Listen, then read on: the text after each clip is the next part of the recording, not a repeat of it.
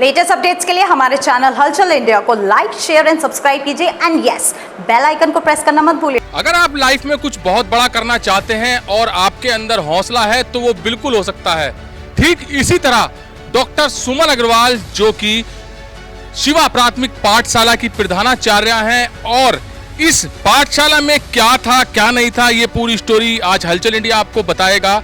जहां पर एक 70 गज में छोटा सा स्कूल था वो अब करीब 250 से 300 गज में बन चुका है और अभी भी आप देख सकते हैं कि जगबीर आपको दिखाएगा कि यहाँ पर निर्माण कार्य चल रहा है और 70 गज में उस वक्त करीब 3 से 4 बच्चे थे जो कि आज पढ़ने वाले बच्चों की संख्या यहाँ पर 80 से 90 के बीच में हो गई है और बच्चे भी कुछ ऐसे हैं कि जो प्राइवेट स्कूलों में अच्छी पढ़ाई मिलती है, सीखते हैं कुछ आगे बढ़ने के लिए, वही चीज यहाँ पर सिखाया जा रहा है और ये केवल संभव हो पा रहा है डॉक्टर सुमन अग्रवाल की वजह से। सुमन अग्रवाल भी यहाँ पर मौजूद हैं और मैम से जानेंगे कि मैम इस शिवा प्राथमिक विद्यालय का सफर जो कि चुनौतीपूर्ण था, संघर्षपूर्ण था, वो यहाँ तक कैसे पहुंचा है। ये सफ़र बहुत, जैसा कि आप सब जानते हैं, सफ़र कोई भी आसान नहीं होता और संघर्ष का सफ़र तो बहुत ही ज़्यादा मुश्किल था। 2011 में जब मैंने यहाँ पे चार्ज लिया तो यहाँ कुल 8 बच्चे थे और 70 गज में एक टूटा फूटा जर्जर भवन था जिसकी छत कभी भी गिर सकती थी और वो भवन कभी भी गिर सकता था। इसके सामने डंपिंग ग्राउंड हुआ करता था जिसके अंदर गंदा पानी भरा रहता था और हमें उस जर्जर भवन के अंदर जाने के लिए ईंटों का प्रयोग करना पड़ता था। ईंट पे हम रख के पैर तब हम अंदर जाते थे। गर्दन तक की उसमें जब हमने भराव कराया तब वो भवन बैठने लायक हुआ। उसके बाद हमारा जो है सफ़र शुरू हुआ और हमने सोच लिया कि जो है बच्चों को एक अच्छा स्कूल देना है। मैम लगभग कितने साल पुरानी बातें हैं ये 2011 से हमारा सफ़र शुरू हुआ जो बहुत ही मुश्किल रहा। उसमें जो है काफ़ी ज़मीन, ऐसा नहीं था कि विद्यालय के पास बहुत सारी ज़मीन है लेकिन सब कब्ज़ा की हुई थी और कब्ज़े की वजह से सिर्फ बच्चों को जो है वो 70 गज का भवन मिल पा रहा था जिसके अंदर पढ़ना लिखना बहुत मुश्किल था। लेकिन हमने फिर भी उस भवन में जो है उसको एक अच्छा भवन निर्माण। मैम जो आप कब्जा बता रही हैं, कब्जा की हुई थी, जैसे कि पेपरों में भी 600 गज करीब बताया जा रहा है और आज की तारीख में भी 250 से 300 गज के करीब में यहाँ पर स्कूल बना हुआ है। तो वो जो कब्जा की हुई जमीन थी किसने की थी और ये बड़ा चुनौतीपूर्ण बात कही आपने कि कब्जा हुई थी, कैसे छुड़ा पाए उस कब्जे को आप।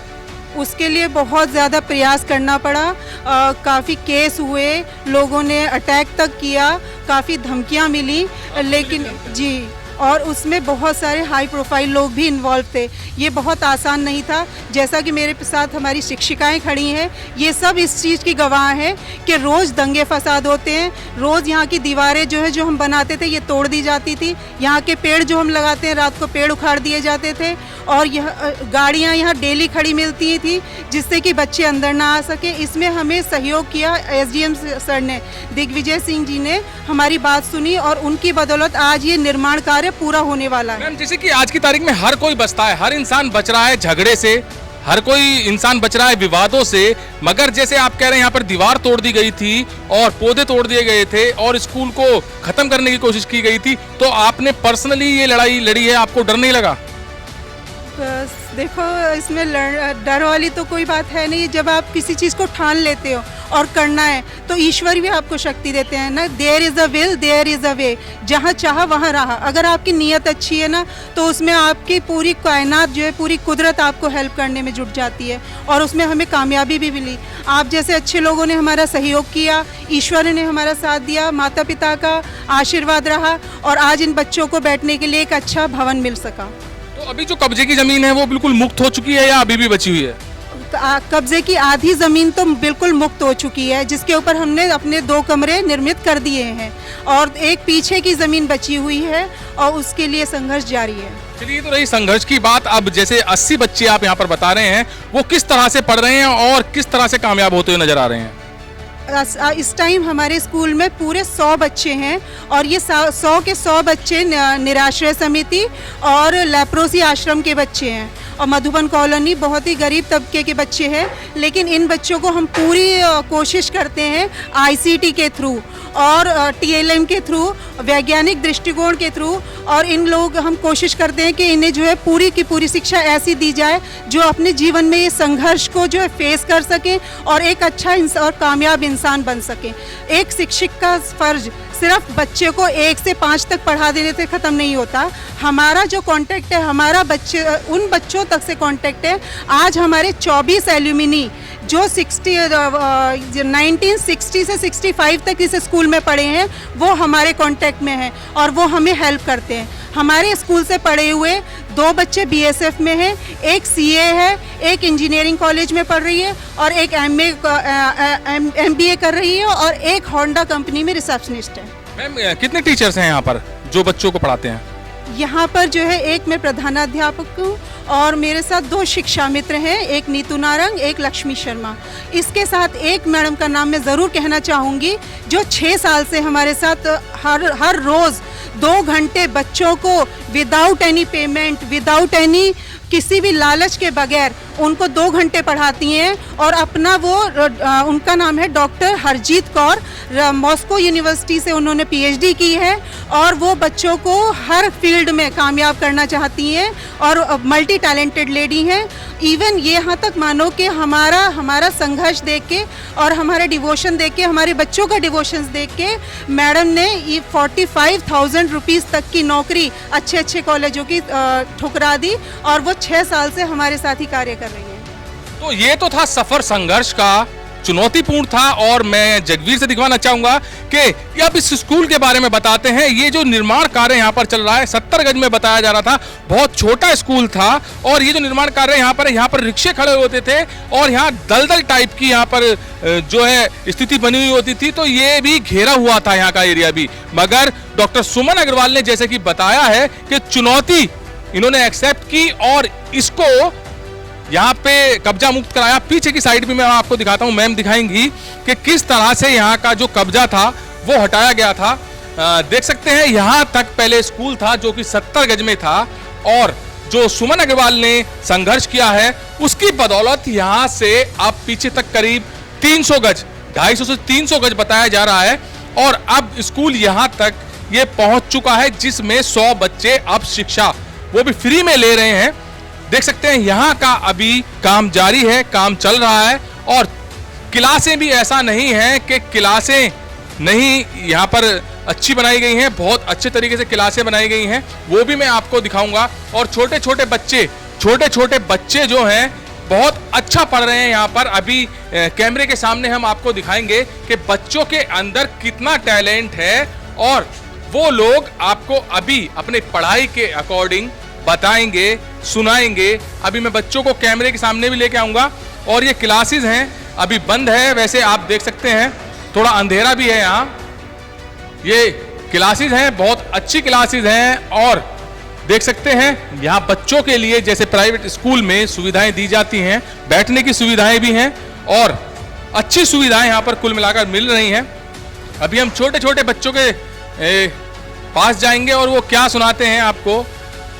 बेटा कुछ बताइए अपने बारे में, इंग्लिश में बताइए कुछ अपने बारे में। My name is Savita. I am a girl. I am 10 years old. I read in 3rd class. I study in Shiva Primary School. I live in Hapur. बेटा आपको टेबल्स आते हैं, पहाड़े आते हैं आपको? कौन सा पहाड़ा आता है? चलो 5 का सुनाइए।